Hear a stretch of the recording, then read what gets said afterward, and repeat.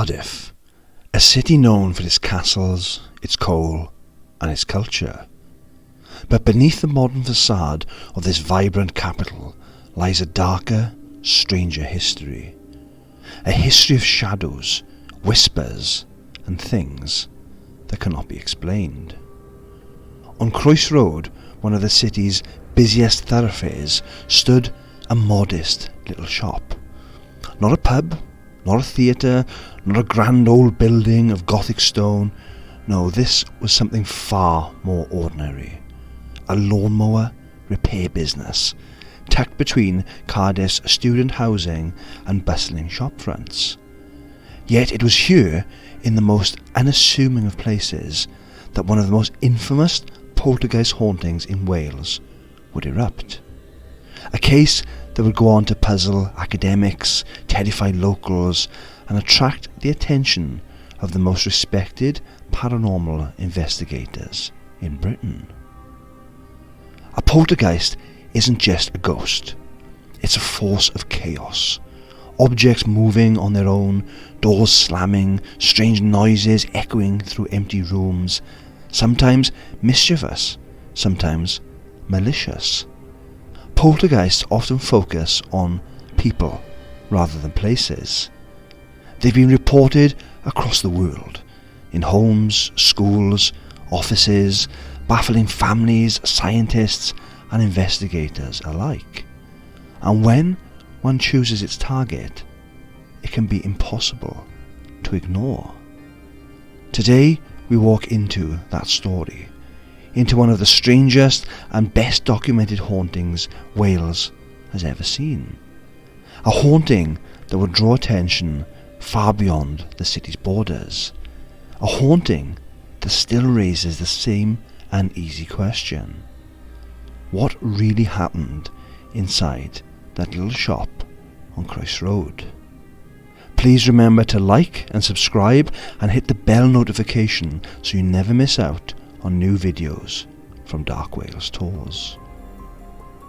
On the surface, it was nothing unusual. A little repair shop, one of the many along the busy stretch of Croyce Road. Inside, the smell of engine oil, the clink of spanners against metal, and the steady hum of everyday work. The owners, John and Pat Matthews, and Pat's brother, Fred Cook, built their days around fixing broken lawnmowers, sharpening blades, keeping Cardiff's gardens neat and tidy. It was routine, it was predictable, it was safe. That is until the noises began. At first it seemed like nothing more than childish pranks. Stones thrown at the roof, clattering against the metal so loudly that the mechanics would often look up in frustration. The sort of sound that makes you mutter about neighbourhood kids with too much time on their hands. But when John Matthews stormed outside to catch the culprits, there was nothing. No group of boys running away, no stones left behind. The yard was empty. The street was quiet. And yet, almost as soon as he stepped back through the doorway, the banging would begin again. Soon it wasn't just the roof. Tools began to shift on their own. Nuts and bolts that should have been still would rattle across the benches as if pushed by invisible fingers. Wrenches and screwdrivers dropped suddenly to the floor. At first the family laughed nervously, chalking it up to clumsiness or imagination. But they knew something was wrong. Then the machines themselves began to misbehave. Lawnmowers that had no petrol, no spark, no reason to run would suddenly roar into life. The deafening sound filling the small shop, the engine growling like something alive. More than once, customers and staff were left shaken, staring at machines that should have been dead. There were sudden cold spots too, freezing patches of air that would make your breath mist, even in the height of summer, and an oppressive feeling that someone unseen was standing just out of view, watching, waiting. Sometimes coins would appear out of thin air, a soft tinkling sound as they struck the counter or the concrete floor. Money from nowhere, falling as though dropped by invisible hands. Strange gifts or mocking tricks. No one could say. By now, the family could no longer dismiss it as tricks of the imagination. This was something else. Something that moved objects, manipulated heat and sound, and seemed determined to make its presence impossible to ignore. The workshop on Croyce Road was no longer an ordinary repair shop. It was becoming something else entirely.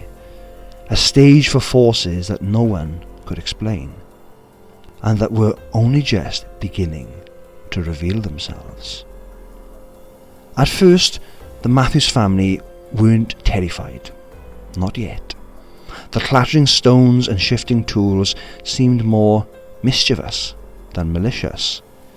It was as though someone unseen was playing tricks, trying to get a laugh rather than do real harm. And so, like many families faced with the unexplainable, they tried to take the edge off with humour. They gave it a name. A simple, ordinary, almost friendly name. Pete the Poltergeist. A title that would stick to this day. Somehow naming it made it easier to live with, easier to explain to curious friends and baffled customers. If a spanner went missing or a mower started without warning, well, it was just Pete, up to his old tricks again.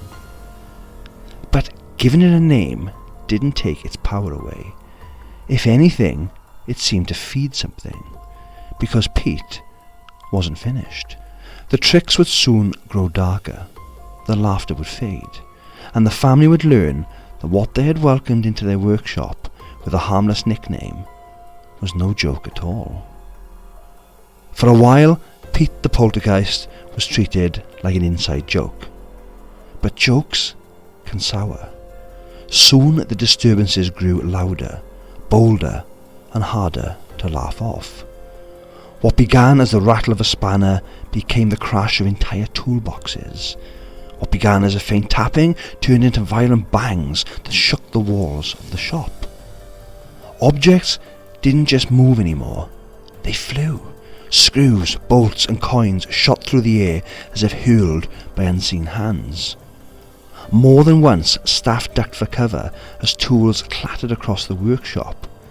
The line between prank and threat was fading fast. And then came the customers. At first, they laughed along when the family explained the odd noises. Oh, that's just Pete again. But laughter is thin when a heavy machine shifts on its own, or when coins fall from nowhere onto the counter. For every customer who chuckled nervously, there were others who left uneasy, glancing over their shoulders as they stepped back into the street. Running a small repair shop wasn't easy at the best of times. Now the family had a new fear. What if Pete scared people away? How long before the whispers spread? How long before the little shop was known not for good work, but for being haunted? In the city's tight-knit community, reputation was everything, and Pete was becoming impossible to hide. The disturbances would escalate. Lights flickered with no electrical fault, mowers came to life with guttural growls that rattled the shelves, loud bangs echoed through the building at all hours, as though someone invisible was hammering at the very structure. It wasn't just tricks anymore, it was chaos. The Matthews family were no longer smiling. They were no longer joking. The name they had given the spirit, Pete, now seemed less like a harmless nickname and more like an acknowledgement of something that wanted recognition. And with every crash, every whisper, and every impossible movement, Pete was making sure no one in that shop could ignore him. The activity inside the workshop was no longer confined to bangs and whispers. Pete's presence had grown bolder, more dramatic, and far harder to explain away. And one evening, he revealed himself in a way no one was prepared for. In the shadows of the workshop, witnesses described the figure of a boy, small, no older than 10, standing silently in the corner of the room. His outline was faint, as though half-formed, but his presence was undeniable. Fred Cook would later insist he saw it with his own eyes. Others too glimpsed the figure, an apparition that came to embody the spirit behind the disturbances. Was Pete the Poltergeist more than noise and movement? Was he a restless child trapped in the workshop? Or was the boy simply another trick, a mask worn by something far older, far darker? The family weren't alone in what they saw and heard. Customers and visitors also experienced the disturbances. More than one person reported tools flying across the room, or money materializing out of thin air. Even outsiders who entered the workshop without knowing its reputation left convinced that something unnatural was happening inside. News of the haunting spread quickly, and soon it caught the attention of serious investigators. Among them was David Fontana, a respected psychologist and parapsychologist, and a member of the Society for Psychical Research. Fontana travelled to the shop, determined to separate fact from fiction, trickery from truth. What he encountered left him shaken. Fontana personally witnessed objects moving in full view of multiple people. Coins materialized from nowhere and clattered to the floor. Tools shifted as though plucked up and hurled by invisible hands. These were not second-hand stories. These were phenomena that Fontana himself recorded, observed by a professional investigator alongside others present at the time. There were also the cold spots, sudden drops in temperature so sharp they left breath hanging in the air. These were not imagined, not hysteria. Multiple people standing side by side felt them at the exact same moment.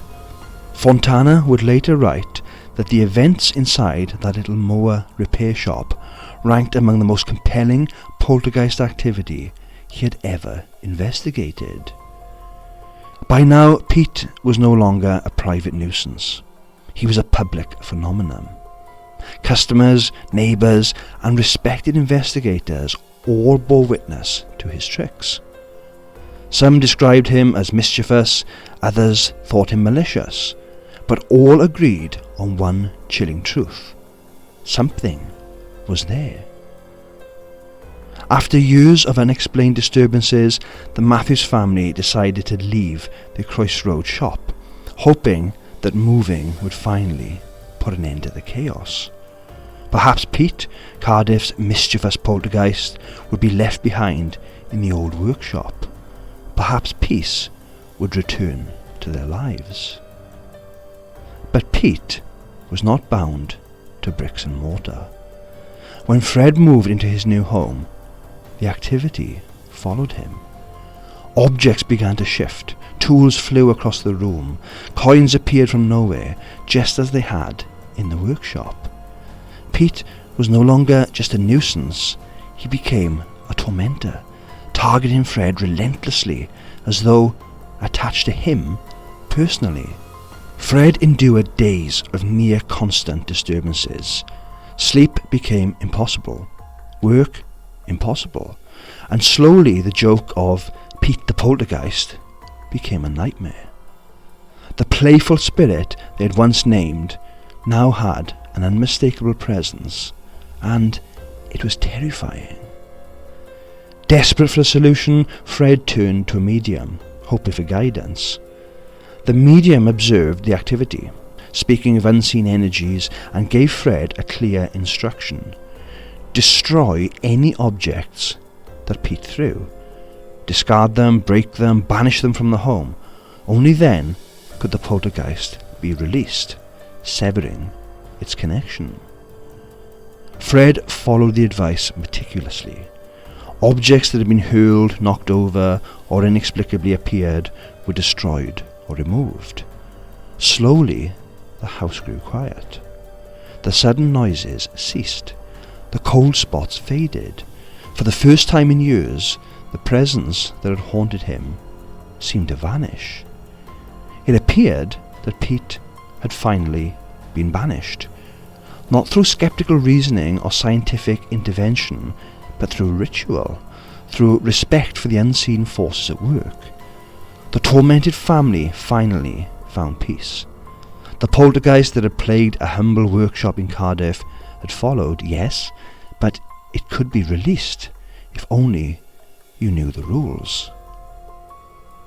The story of Pete sits alongside other famous poltergeist cases worldwide, from the Bell Witch of Tennessee, the Enfield poltergeist, the Rosenheim disturbances in Germany. Like those spirits, Pete was mischievous, chaotic, and intelligent, but he could be appeased, or at least persuaded to leave if approached correctly. So, what was really happening at the Matthews shop? Was Pete the Poltergeist truly a mischievous spirit, or was there a rational explanation lurking beneath the surface? Skeptics and scientists have long examined poltergeist cases. Some suggest the phenomenon can be explained by mass hysteria, where heightened stress, fear, and expectation cause groups of people to perceive ordinary events as extraordinary. Others point to subconscious psychokinesis, the idea that intense emotions, especially from adolescents or highly stressed adults, might somehow influence physical objects without conscious awareness.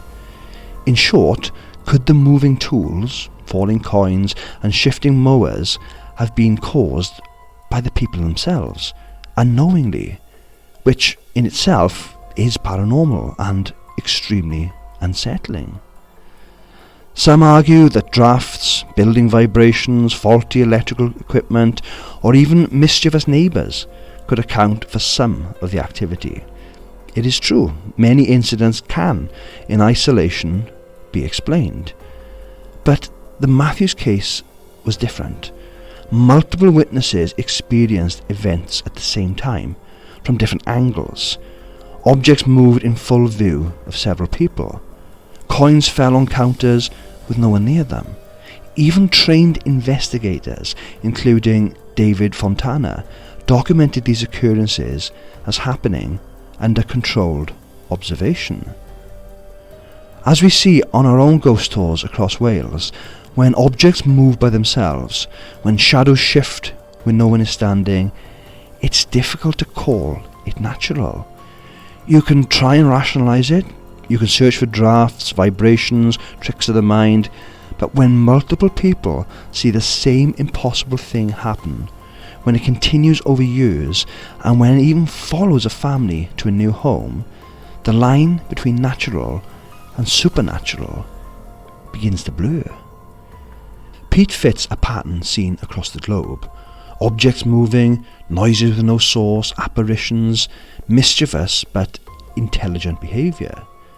Many poltergeist cases share this same rhythm, playful at first, escalating into chaos, often tied to specific people rather than buildings.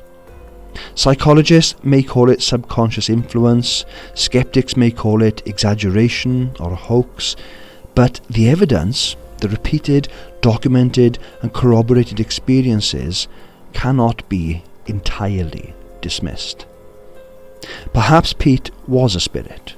Perhaps he was a projection of human emotion. Or perhaps he was something else entirely, something we cannot fully explain. One thing is certain. The Matthews family, their visitors and their investigators all experienced something that defied natural explanation.